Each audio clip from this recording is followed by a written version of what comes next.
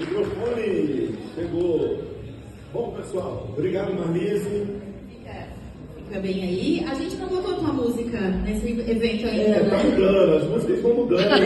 É verdade. Vai evoluindo. Bom, galera, vou pedir para colocar a tela dos participantes aqui, para a gente já poder chamá-los, por gentileza. Bom, o objetivo nosso aqui é a gente poder trocar uma experiência empresarial. O objetivo é trazer pessoas que estão performando, estão tendo resultado, e as suas experiências também de vida, que eu acho que isso é o mais importante, né? Então, nós estamos trazendo aqui não só, a gente fez o primeiro painel para falar de resultado da mentoria, mas agora nós vamos trazer um painel empresarial. Não está ligado à mentoria, está ligado a gente falar realmente sobre aquilo que a gente vem fazendo e vem dando certo. Para isso, eu trouxe um time aqui de peso, tá? Eu trouxe um time de peso, eles vão se apresentar. Inclusive, a produção deixou o nome completo deles aqui atrás, né? Para eu poder ver, que às vezes eu esqueço o sobrenome, mas vai ser fácil eu ler aqui. Olha só que interessante, produção. Na próxima a gente organiza melhor, né? Mas eu quero chamar aqui nossos amigos, inclusive tem uma mulher, para vocês perceberem que não tem só homem também no nosso painel, né? Quero chamar aqui Josineide Machado, Léo Chaves, Ricardo Marquardt e Jorge Cavalcante.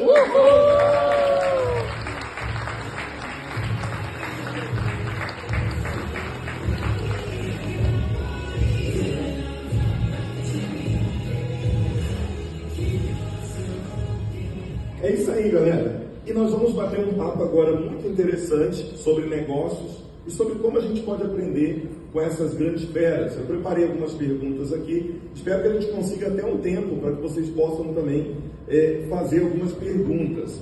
Bom, a gente separou em 3 blocos, onde nós vamos tratar em cada bloco de um ponto importante dentro do nosso negócio.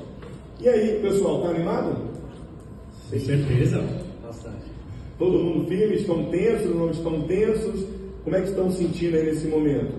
Tudo certo. Tudo certo? Estamos em casa, só tem gente boa. Só tem gente boa, isso facilita, né? Estamos entre amigos. Isso que é sempre bom, né? Estamos entre amigos, né? Cadê o Leandro? O Leandro, eu sinto isso quando eu estou com o Leandro, mas isso quando ele dá uma mancada, né? Cadê ele? Até sumiu aí. Bom, galera, vamos lá. Nós temos, através dessas perguntas aqui, o objetivo muito claro de ajudar vocês a entenderem o processo de crescimento e desenvolvimento empresarial, seja a fase que você estiver, tá? Eu separei aqui algumas perguntas específicas para cada um deles, levando em conta as suas experiências e tudo aquilo que eles já viveram dentro do mundo do empreendedorismo. Léo, eu queria começar nesse primeiro bloco, nós vamos falar de desafios como empreendedor. Eu queria te fazer uma pergunta, começar por você. Qual foi o maior desafio que você enfrentou no início da sua jornada como empreendedor contábil e o que te fez continuar, mesmo quando parecia tudo impossível? Ou seja, tinha grandes chances de dar errado. Então, quando a gente fala em desafio, posso citar vários, né?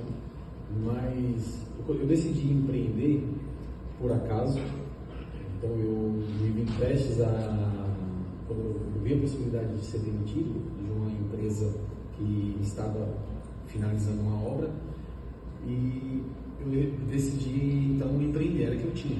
Eu já não queria mais voltar para o escritório, na qual eu trabalhava há muitos anos, né? Não era o mesmo escritório, mas a minha história do escritório de contabilidade começou com 16 anos de idade. Então já não queria mais voltar, falei, talvez seja a oportunidade que eu preciso de começar. Mas foi uma coisa um pouco inconsciente, porque eu tinha ali um cliente e aí eu trabalhava e já tinha esse cliente. Quando eu decidi abrir o escritório, aí eu me vi pagar sistema, pagar aluguel, então era um cliente de um valor mais ou menos, né, representava mais ou menos uns 50% de uma renda que eu tinha, mas aí com todos os custos aquilo foi dissolvido. Mas as coisas foram acontecendo e aí eu trouxe algumas pessoas para me ajudar. Mas na minha mentalidade eu não tinha um escritório de contabilidade, eu não era um empreendedor contábil. Eu era um contador, tinha algumas pessoas que me ajudavam. E eu acho que isso foi o que me travou. Eu não acreditava no escritório de contabilidade como algo que pudesse ser um propulsor, algo que pudesse me impulsionar profissionalmente. Eu sempre gostei de contabilidade, apesar de lá atrás sonhar em ser médico, mas eu sempre gostei muito de contabilidade, mas eu não via, eu não tinha cases, né, próximos de sucesso. Então, eu empreendi em vários outros setores, até que em 2018 eu descobri o marketing contábil. E foi aí que apareceu o Altair Alves na minha vida. Então, até 2018... Acho que você foi no evento do ano, no evento do Summit 2018. Então, de 2012 até 2018, com a mentalidade que eu tinha, eu consegui uns 30 mil reais de faturamento. De 2018 até quando nós fizemos a sociedade, foi 50, eu tinha 50 mil. Né? Contando, como você brinca, com 80% de inadimplência. Não era tanto, né? Mas aí eu acho que o desafio no início foi a mentalidade, foi eu ter essa consciência. Eu até já comentei, às vezes as pessoas, eu sou de uma cidade do interior, uma cidade muito pequena, então, por exemplo, às vezes tinha alguma ocasião, a pessoa já, vamos colocar um outdoor. Eu falo, pô, vai trazer a contabilidade para mim por ver o nome da minha contabilidade no outdoor. Então, para mim, só o cliente ele só viria através de indicação, ou se me conhecesse, né, porque eu precisaria passar confiança para ele. Então, não acreditava no marketing contábil. Entendi. Eu acho que o seu principal desafio, então, foi justamente essa mudança de mentalidade e principalmente conseguir enxergar que você poderia também ser bem sucedido sendo um empresário contábil, né? E é uma coisa, pessoal, que balança muita gente no começo, porque a gente não tinha, né, antigamente, grandes associações com pessoas bem-sucedidas dentro da contabilidade. Quando você olhava, né, há 20 anos atrás para os contadores, a grande maioria eram pessoas frustradas, que não tinham resultado e que socialmente não eram respeitadas. Um deles, você já vai falar aí. E acho que esse foi o desafio, né, de tentar enxergar que era possível. Até hoje, quando você pensa em profissional, eu vou fazer com que o meu filho, não vou brigar, mas vou tentar instruí-lo a fazer medicina. Visando o quê? O crescimento profissional. Acho que poucas, talvez ninguém, eu sonho em ser um contador, né? As coisas acontecem. Sim. Mas hoje eu acredito que eu prefiro que meu filho faça contábeis do que medicina, sem dúvidas. Aí, que legal, mas só isso enche a gente de orgulho, né? O médico de CNPJ, isso aí. Médico de CNPJ. Isso enche a gente de orgulho, por quê? Porque mostra o tamanho da nossa profissão e onde a gente pode chegar com a nossa profissão. O Léo foi uma pessoa que eu confiei bastante, né? Acho que é um dos meus penúltimos. Depois de você, tenho mais 3 sócios hoje, né? Mas você foi uma pessoa que me encheu de orgulho pela sua capacidade de se dedicar ao processo, né? Numa cidade do interior, numa cidade que a gente começou lá no ano passado, né? Tem um ano e pouco, a gente começou com 50 mil de faturamento, está terminando o ano com 300 mil quase de faturamento, com muito trabalho, com muita dedicação. Então, a gente hoje, né? Hoje eu vejo o Léo sonhando com um faturamento de 1 milhão por mês, e isso me enche de orgulho de ver o quanto a gente pode, à medida que a gente tem uma visão clara de onde a gente pode chegar, como que a gente consegue mudar a nossa vida. Bom, você já volta a falar um pouquinho, Léo. Ricardo, em que momento você percebeu que precisava deixar de ser o contador que faz tudo e se tornar um empresário que lidera e delega? Bom, ótimo dia, pessoal. Obrigado, Altair, pela oportunidade. Obrigado, Thiago, Marlise e toda a equipe aqui. Bom, aí eu tenho que voltar lá em 1995, quando eu montei o escritório. Eu montei um armário onde minha mãe deixou uma parte bem pequena, onde eu tinha a minha máquina de escrever, os formulários, tem dando risada aí, tem gente que já passou por isso aí, formulários, né, e os documentos de clientes. E eu colocava a máquina de escrever na mesa de jantar e datilografava lá as guias, etc. Só que eu tinha um problema, minha casa inundava, estava enchente, e toda hora eu tinha que pegar e colocar na parte de cima do armário. E um dia eu fui visitar um cliente e acabou inundando a casa, eu perdi os formulários e perdi também os documentos de clientes. Tive que tirar a segunda via de tudo. Fiquei muito frustrado. E dali em diante eu falei, agora eu vou batalhar bastante para crescer e sair daqui, pelo menos sair do escritório de casa, porque não dava realmente para ficar ali. E isso foi em 95, 97 eu recebi uma proposta de um cliente para usar uma pequena parte no fundo da loja dele. Então assim saí da casa de enchente e comecei a trabalhar mais e mais e mais. Em 2001 eu estava com 50 clientes trabalhando sozinho, ou seja, era office boy, era cobrador. Naquela época a gente recebia em cheque, em dinheiro, e com 50 clientes, um belo dia um cliente me ligou, falou: cadê o vale dos meus funcionários? Tinha esquecido, de tanto trabalhar, tinha esquecido o vale. Falei: não, hoje à tarde eu te entrego aí. Aí o que eu tive que fazer? Contratar alguém do DP.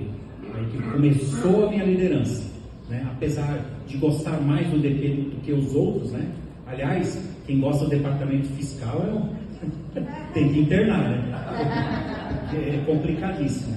O Leandro Bueno falou do DP, que ele detesta, mas eu detestava o fiscal, porque naquela época não tinha sistema, eu tinha que escriturar na mão. Eu sou canhoto, tem uma letra feia pra caramba. E hoje é pior ainda. Você já viu o nome das declarações de hoje? Poxa, DIFAL, né? DIFAL parece um remédio para quem está com diarreia, né? DIFAL, tome DIFAL se você está com dor de barriga. E o pior ainda é ST. Pô, ST é substituição tributária, né? Mas se você colocar DST, declaração da substituição tributária, parece doença sexual transmitível, pô. É difícil, né? Quem vai para o fiscal é um problema. Bom, vou pular do ano de 2001 para o ano 2017. No ano 2017, o escritório cresceu, tinha 300 clientes e eu estava saturado. Reclamação trabalhista, reclamação de cliente. E acabei indo no advogado, ele me deu uma instrução, ele falou: ó, acabei de fazer um projeto com uma churrascaria onde ele inseriu sócios na empresa. Foi onde eu trouxe a minha equipe maravilhosa ali de sócios, né? Trouxe logo 5. Aí eu pude liderar, né? Então nós tínhamos lá 300 clientes, hoje nós vamos chegar a 1000 no final desse ano, né? Então mais que triplicou o número de clientes e quadruplicou o faturamento, né? Mas a gente não vai parar por aqui. Depois da mentoria aqui, né, a gente tem lá a programação junto com a excelente Marlise, né? Que nós temos o objetivo de dobrar isso aí, né, nos próximos anos aí. Então, como que eu consegui liderar? Quando eu abri a mente e inseri os sócios, né? Nem tinha esse programa que hoje é famoso, né? Partnership, né? É famosíssimo, né? Todo mundo tem que colocar o nome em inglês e tal, mas, né, para mim foi assim: não, vou pegar os melhores funcionários, os que se dedicam, que merecem ser sócios, para trazer. Então é isso aí. É isso aí, salve de palmas. Bom, e a gente percebe, né, que durante essa trajetória a gente vai identificando também alguns comportamentos, principalmente quando a gente consegue ser bom, né? Porque liderar é justamente isso, né? Você encontrar o seu ponto de equilíbrio, seja emocional e principalmente as suas habilidades empresariais, e começar a reconhecer pessoas, né? Trazer pessoas para dentro do seu time, para que essas pessoas possam complementar e fazer você dar mais certo ainda, né? Então dividir para multiplicar, né? Dividir pra Então multiplicar. na época lá, claro que meu prolabore nesse dia de distribuição de música caiu, Sim. mas agora é muito maior. E eles também estão super contentes, né? Espero que sim, né? Eles estão risada ali, eles estão todos felizes. Muito bem, muito bom. A gente já volta a falar um pouquinho aí, cara. Jorge Cavalcante, meu amigo, vamos lá, vamos começar batendo um papo com você. Tenho aqui uma pergunta. Houve algum momento, né, que você pensou em desistir, ou que, e principalmente assim, o que manteve a sua fé para você continuar lutando? Porque eu acredito que a maioria das pessoas, eu quero até conhecer um pouco a tua história, não sei se você foi criado lá no castelo em Londres, enfim, ou se você veio de algum lugar difícil, mas eu acho que a maioria das pessoas que estão aqui começaram do zero, tiveram uma caminhada muito desafiadora. E eu queria saber, cara, dentro dessa sua caminhada, o que te fez desistir e o que te fez chegar até aqui? É assim... Deixa a gente conhecer um pouco da tua Não, história. com certeza. A gente sempre conversa de assuntos de trabalho, mas a gente acaba, às vezes, na correria, não tendo a oportunidade de conversar sobre a história, né? Mas eu, assim como a grande maioria, comecei do zero. Era uma família também que não tinha condições. Nos anos 90, quando tinha uma Coca-Cola na mesa, teve a visita em casa, então a gente já sabia, pô, vai vir alguém aqui. É uma origem de quase a maioria. Mas, cara, eu passei por vários momentos desafiadores na vida, mas eu acho que isso é uma coisa que a gente coloca na nossa mente e a gente vai sempre alimentando. Em nenhum momento eu pensei em desistir. Porque o que acontece? Se você vê a história de sucesso de grandes pessoas, eles chegaram lá não por desistir, mas por persistir. Sim. Então essa é a grande diferença. Então, se você sabe que aquela é um padrão básico das pessoas que tiveram sucesso, é aquilo que eu vou adotar. E a mente, ela consome aquilo que você alimenta, né?